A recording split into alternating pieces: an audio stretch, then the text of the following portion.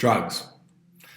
They're a hot debated topic within today's society, but fortunately for you today, we're not talking about Deca, Trin, Anavar, D-Bols, Test. We're talking about a drug that we have access to, all of us have access to at any given point, any day. That drug is sleep.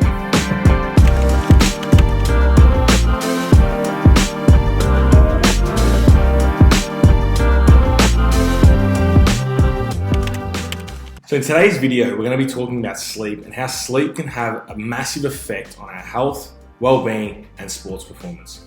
So a few things we need to know about sleep. But firstly, we're going to go into the physiology of sleep and the sleep stages and how they actually work, what's happening to our brain when we are sleeping.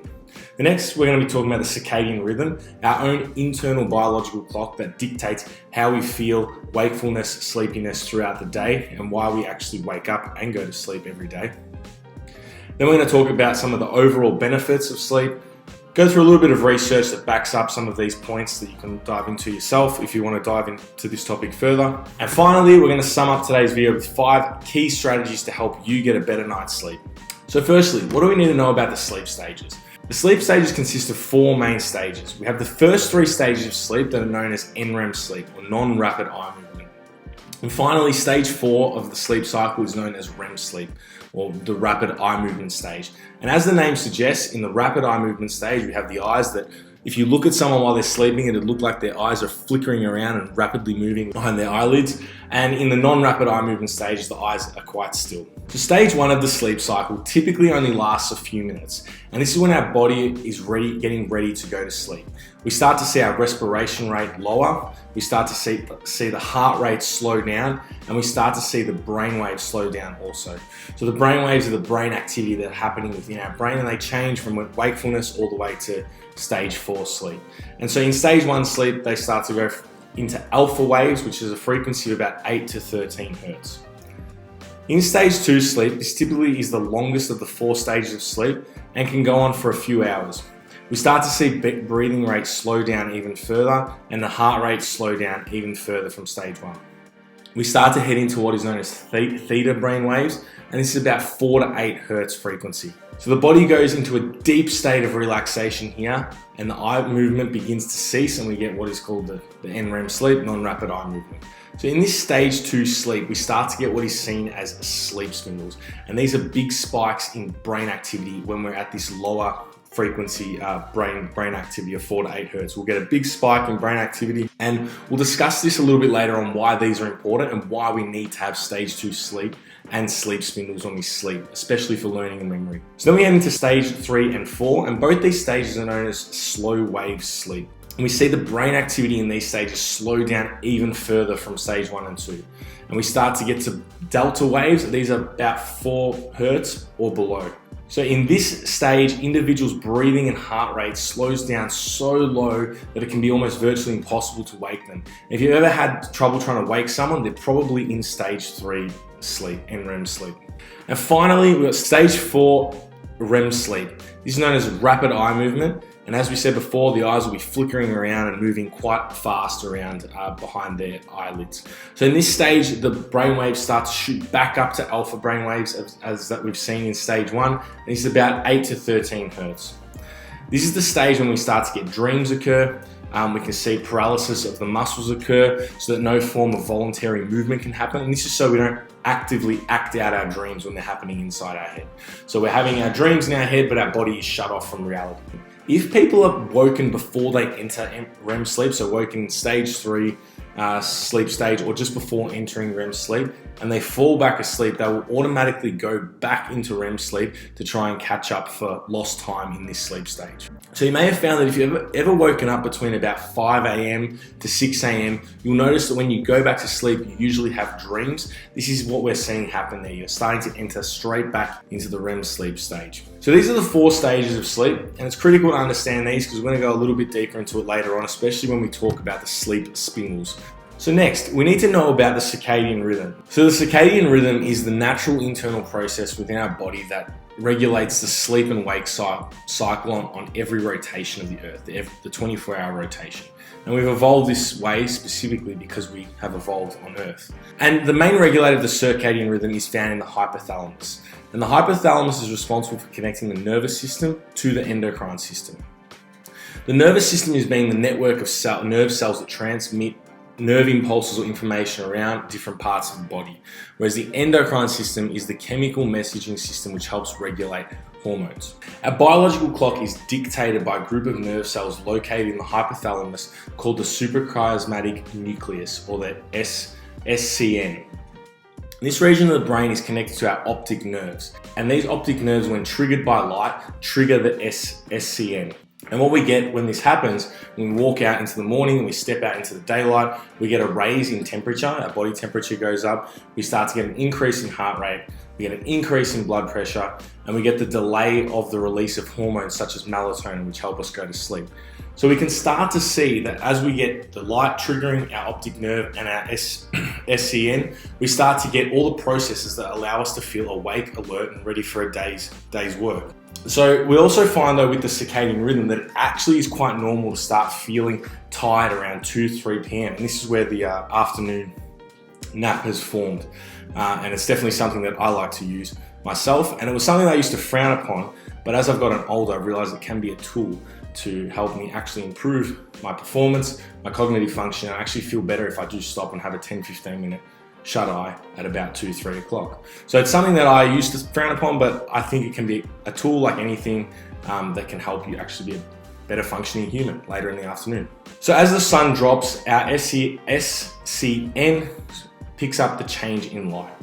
And then we start to get the opposite occur. We start to get raised the temperature. Our temperature drops. We start to get our blood pressure drop, and we start to get the increase in hormones like melatonin released that actually help us start to go to sleep. And every day we go through the same cycle on and off to help us wake up and then go back to sleep. And it all occurs because of changes in light detection from the optic nerve into the SCN. So in order to help the regulation of circadian rhythm, this will be in one of my strategies later on, it's critical to get more early morning sunlight directly in your eyes, not behind sunglasses, not behind a window, but direct sunlight straight in your eyes, but before 8:30 a.m. So now that we understand the 4 sleep stages and the circadian rhythm and how they affect sleep, we're going to go through the benefits of sleep. And there is a plethora of them. And these include learning, skill development, memory, muscular endurance, strength and power, preventative for Alzheimer's and dementia, improved nutritional decision making, reduces overall hunger cravings, improvement of body composition, and lean muscle mass retention and development. And if you want to read more about that, then check out these articles here. You're going to cut that. So when we're talking about learning and memory, Yu et al. And associates conducted a study in 2007, a deficit in the ability to form new human memories without sleep. And basically they took 2 groups here. They got one group who had a full night of slumber, 8 hours, and they had another group that had a full night of sleep deprivation with no naps, no caffeine, so it was pretty torturous for all of them. Now, what they got these participants to do was the next day look at 150 picture cards, and then in 3 days' time come back and review those picture cards, but they had also thrown in another 75 picture cards, so now they had 225 to review. And what they found was the group that had the full night of sleep deprivation had a 40% reduction in the ability to recall the correct 150 cards that they saw 3 days prior. So we can see that a full night of sleep deprivation saw a 40% reduction in learning and memory and performance. And this is pretty damn significant when you think about how much of an effect sleep can have, especially for us people like ourselves who are involved in health, fitness, and are looking to build muscle and get stronger. So when it comes to sleep, sleep is learning. And a great quote from that article that really sums this up really well is, sleep is really a central part of learning.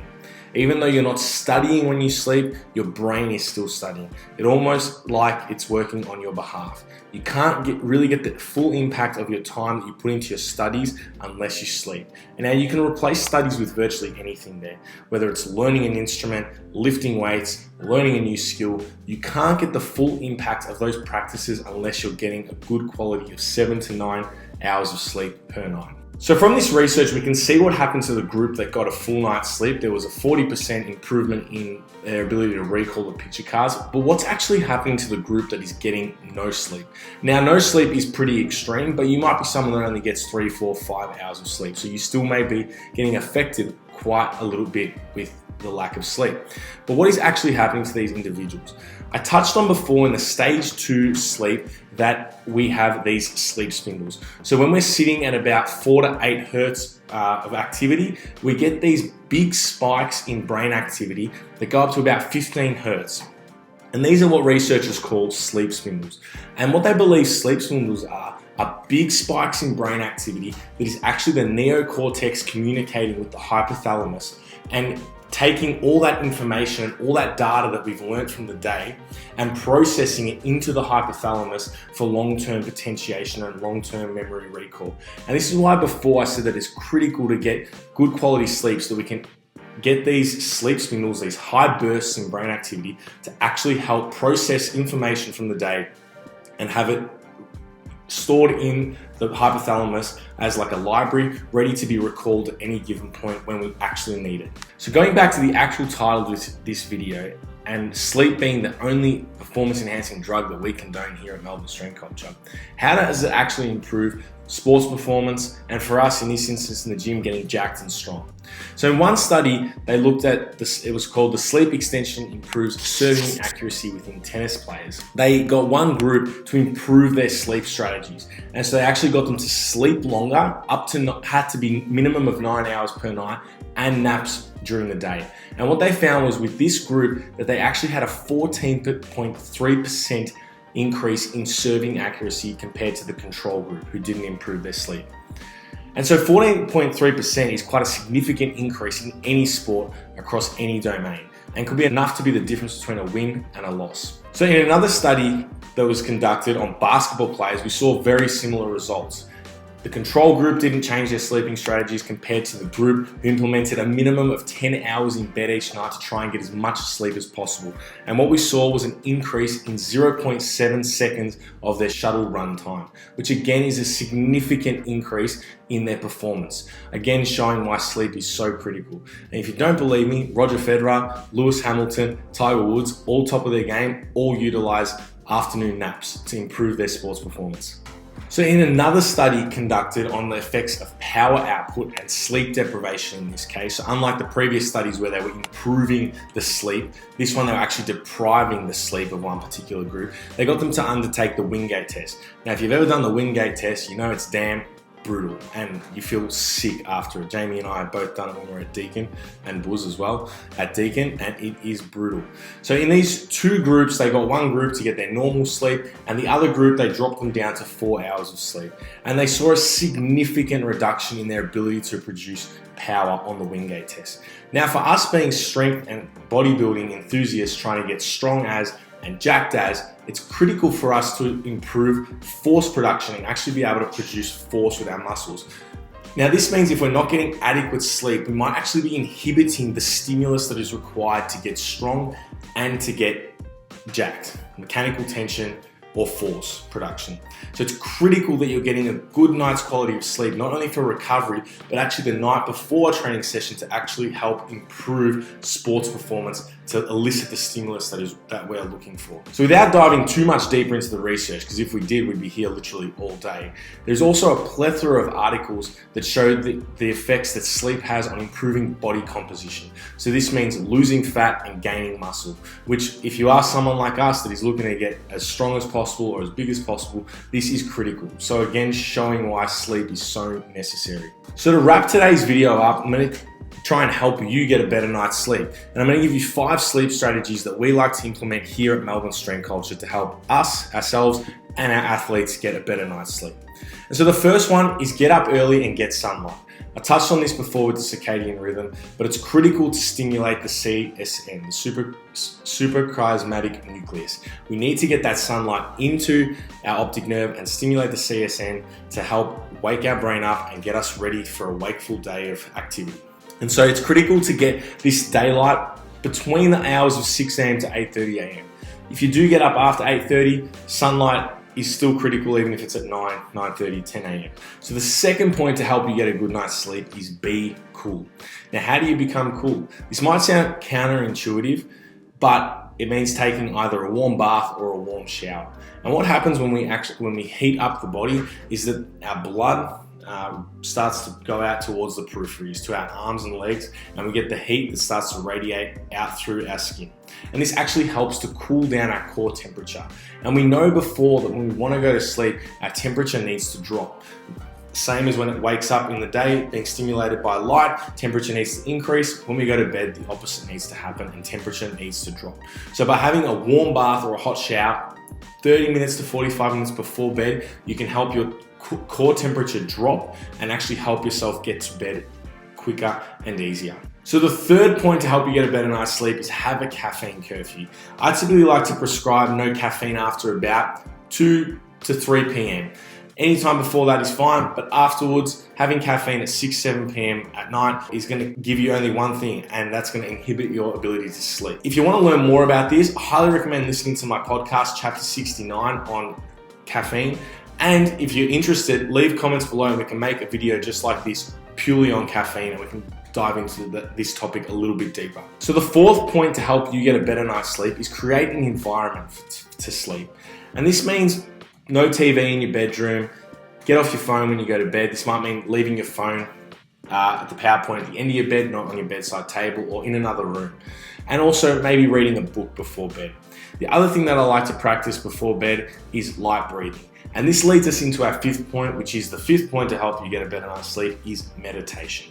Now, meditation doesn't need to mean you're this monk levitating on a mountain. It can literally mean you're in bed and just becoming aware of your breath, focusing on the in and out phases of your breath to help drive some parasympathetic drive, calm yourself down and get you ready to have a good night's sleep. So they're the 5 points that we use here at Melbourne Strength Coach to help us get better night's sleep and our athletes. Hopefully today you have a better understanding of why sleep is so critical when it comes to learning, memory, sports performance, and getting jacked and strong, and why it should be something that you prioritize over anything else really when it comes to improving these things in your life. If you've made it this far in the video, let us know some of your strategies that you use to help get a better night's sleep. And as always, we're always looking for ideas and content that we want to produce for our viewers. So if there's any topics that you want us to dive deep into, such as the sleep and core one that Jamie did previously, please let us know. We'd love to make these videos for you. And as always, happy lifting.